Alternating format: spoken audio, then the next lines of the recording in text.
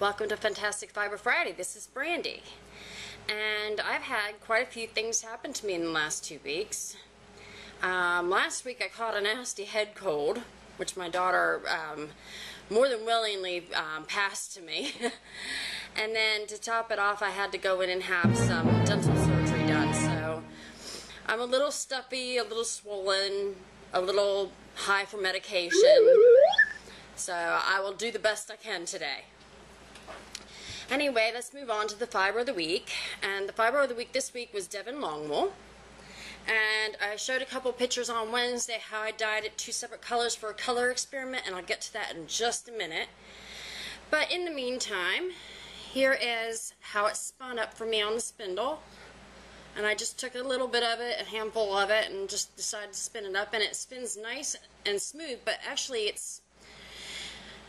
there's more ends sticking out than what I thought there would be, because it's kind of a longer staple. It's kind of interesting. It looks a little fuzzy. But that is the Devon Longwool. And if you want to learn more about those sheep, check out Monday's blog and Wednesday's blog, and you can find out more about the sheep themselves. Now, on to the experiment. I did a little experiment because I was having trouble recreating one of my colorways. And the pink starburst colorway just wasn't looking like it looked the first time I made it. And I figured maybe I grabbed the wrong rose color, because I found I had 3 rose colors. I had wild rose, which I did half of the Devon fiber up in the wild rose. I have old rose. Oops, there went my spindle. And it rolled. Not too far. Old rose, which is slightly different than the wild rose. I think the wild rose looks a lot pinker, and the old rose kind of has a tinge of gray in it. And then there was dusty rose, or excuse me, and I'm wrong, Woodrose. Wild rose, old rose, and Woodrose. And Woodrose is definitely, if I can get it to let go here, is definitely more purplish and grayish looking than the other 2. So I'm trying to figure out which one of these I had actually used in the pink starburst colorway. And at the same time, because the pink starburst colorway got messed up, and that was how I inadvertently created morning fog, I gotta figure out exactly how I did that too. So this was my experiment: wild rose, old rose, Woodrose. 3 different rose colors, but definitely all within the same family. Excuse me while I clean up my mess real quick. There we go. And I wanted to show you the reason I'm picking stuff off here. If Dwayne can move the camera just a little bit. I've been using my knitter's block, and that's what the fiber was catching on, with these little T-pins. I actually pulled one out. And this knitter's block item is awesome. They look like regular blocks that go together, but they have some sort of, the coating on them is kind of like a felt, and it catches when it's wet. So when you spread something out to block it, it pretty much stays. Of course, you can use your T-pins, of course. It doesn't take long to dry. The underneath is, I'm going to pull this out real quick so I can take it off. The underneath is foam,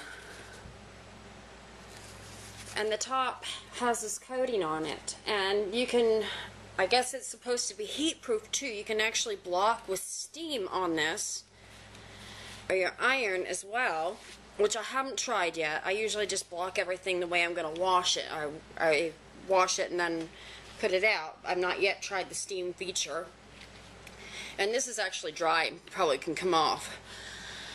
But this is the 2nd time I've used this. No, the 3rd time. This is the 3rd time I've used this. And I really do like it. In fact, this is a small set. It comes with 9 blocks. And it also comes with this little thing of pins. And I actually went and bought more pins at Joann's, because I needed more.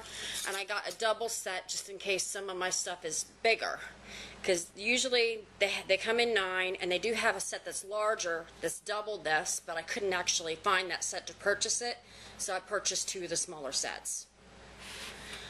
But definitely an awesome product. If you block things a lot, I would definitely check it out. It's awesome. And I gotta remember what we're going on to next here, because I don't remember, so I'm gonna look at my handy little list. Oh, spinning update. I've done a lot of spinning this last week being sick. A whole lot of spinning, as a matter of fact. I have a basket of spinning here. I spun up 2 of my colorways. This is the Gaia colorway, all spun up. This is a 3-ply. I just finished this one up last night. Wasn't it I finished this up? I finished this one up last night. It turned out beautiful. And I also spun up a Morning Fog. And this is a 4-ply. A straight up 4-ply. I thought I would try that because I never really spin 4-ply too often.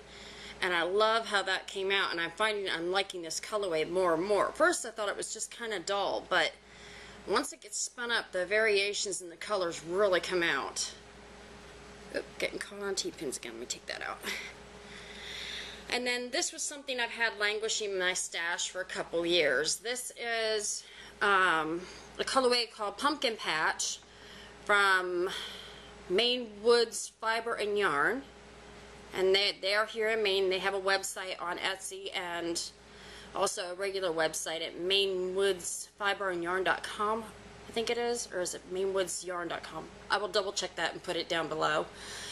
And I've had this pumpkin patch colorway for quite some time, and I decided it was time to spin it up, which was good because it was starting to get a little compacted. It's a beautiful Corriedale blend, and I decided to spin it cabled, where you take 2 2-plies and spin them together. So I made a cabled yarn, and I think it came out quite beautiful. There was a whole 8 ounces of this to do, so I ended up with 2 large skeins.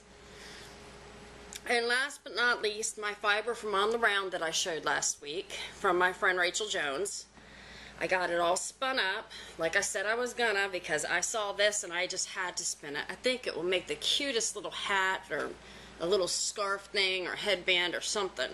I'm not even sure how much I got here. I haven't counted the rounds yet, but I know it's 60 inches around, so I'll figure that out then. But really cute. I love how this art yarn turned out. It's awesome.